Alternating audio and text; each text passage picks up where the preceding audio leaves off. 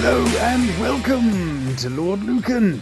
In today's episode, we take a look at Ashley from Love After Lockup and fall right down her little rabbit hole, including a little indiscretion she had a few years ago. Whoops. We take a look at the blurry house mystery. We're treated to some poetry courtesy of Montana Millz. We get a little update on Montana Jr. Then we buy ourselves a new car.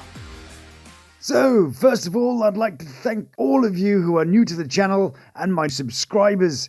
You have totally made me a happy little fellow, and I genuinely feel humbled by your comments.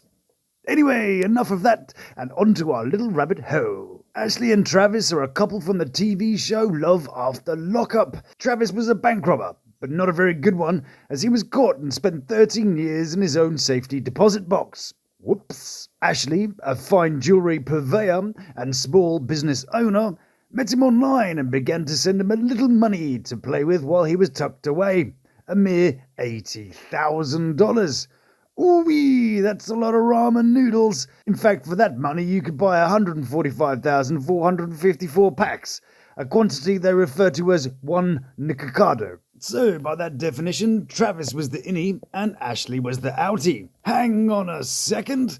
She nearly wasn't in 2003 when she was arrested in Montgomery County and was charged with 1 count of second-degree assault, to which she pled guilty and got a 180 days suspended sentence and 180 days probation. Oh, and there might have been another 2 charges of assault, 1 resisting arrest, a disorderly conduct, and an endangerment while intoxicated. Whoops, whoops, whoops, whoops, whoops. So, what's the difference between first and second degree, I hear you say? Well, first degree would be conduct that creates great risk of death, or that the person doesn't care about the other person's life. And second is just giving them a good seeing to, but can also include spitting, or causing a person to come into contact with bodily fluids. Third degree, then, is causing injury through being annoying or being negligent, and I'd definitely be pretty annoyed if someone injured me with their bodily fluids. But how? Never mind, that's a whole flying turd further than I'd like to take my imagination. In this case, it was her sister Janet, who is also the co-owner of her company, Jewelry Finds, who was the surety, or guarantor for this charge. And here they are listed on the company website, which includes Teddy the dog as their security. Bless. It also has links to her social media, including her LinkedIn account. Hang on a second. She hasn't actually put her real address here, has she? Yes, she has. And I accidentally put that into Google Maps. And we can see a lovely picture of the house she had during the show, complete with the covered pool area. I would say whoops at this point, but we've already up to 7 whoopses so far, and I don't think that quite covers this level of stupidity. Ooh, look, Robinson and Associates. Let's see where that takes us. Ah, Robinson Advertising. Nothing to see here. Odd really, because a little swish in the murky waters of the Tinternet gives us a different address for her in Maryland. Here. But I wasn't the one who blurred out the house. That's a bit strange, isn't it? And no matter what angle you try and take on the house, it's been secured from every angle. But don't worry, Blur fans. You can easily obtain the name and phone number for the person, and indeed their family, that own the place. You just can't look at the house. Maybe it's just a really ugly house and has a persecution complex. In the TV show, she gets evicted, allegedly, when the landlord finds out she has an ex-con living at the address. Or she had a casual relationship with the landlord, like she did with the neighbour Martin, who used to pop over and take a look at her plumbing. Did you clean my pipes? No, I just checked your spray valve and tailpiece. But she must have been hemorrhaging money at the time, particularly while she's also making payments to her boyfriend and on her car. And she does drive a rather lovely Jaguar F-Pace, and I'm not sure what the cost is, so let's go shopping.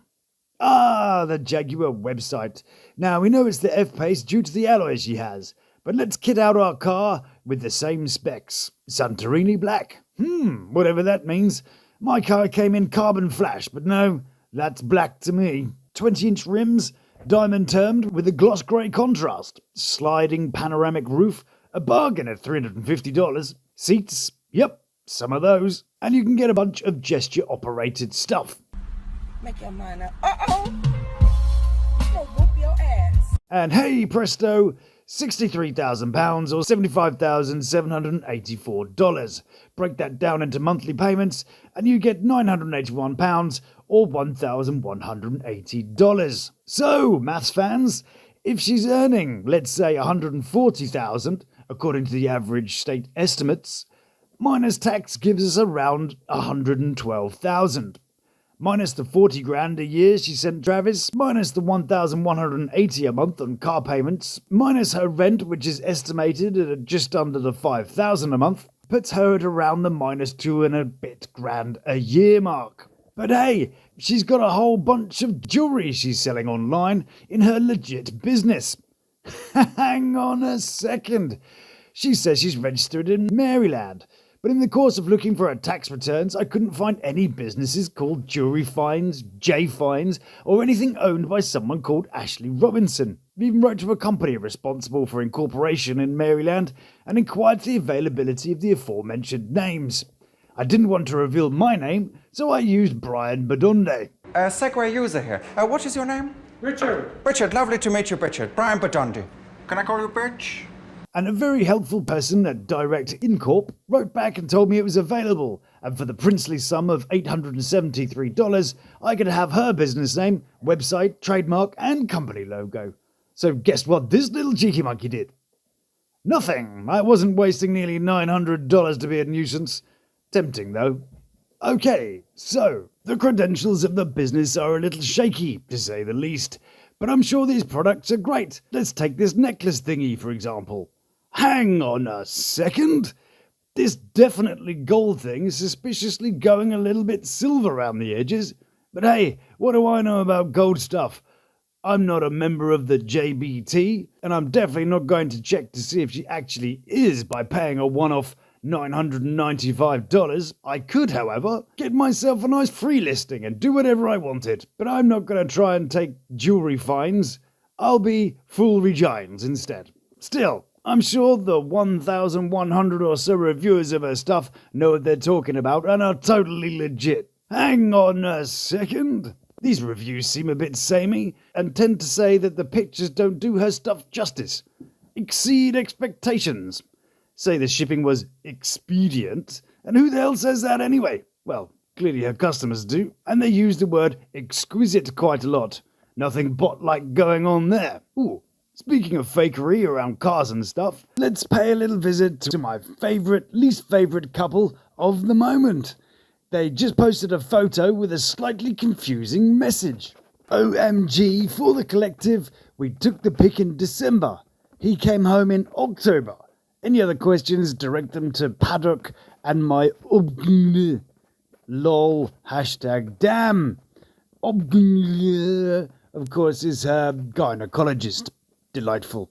So, that's just her belly he's holding then? There's no baby in there? Well, I guess they're contractually obliged to not reveal anything.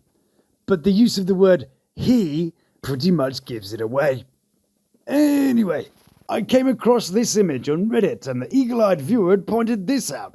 Boo Boo the Fool has already lost her job before this scene, doing DoorDash to support her rented BMW and 7 kids. DoorDash, to those who are on this side of the Atlantic puddle, is our equivalent to Uber Eats or Just Eat. But to be fair, Juju denies having a car on payment plan on her Instagram, where she brings up the topic totally unprompted.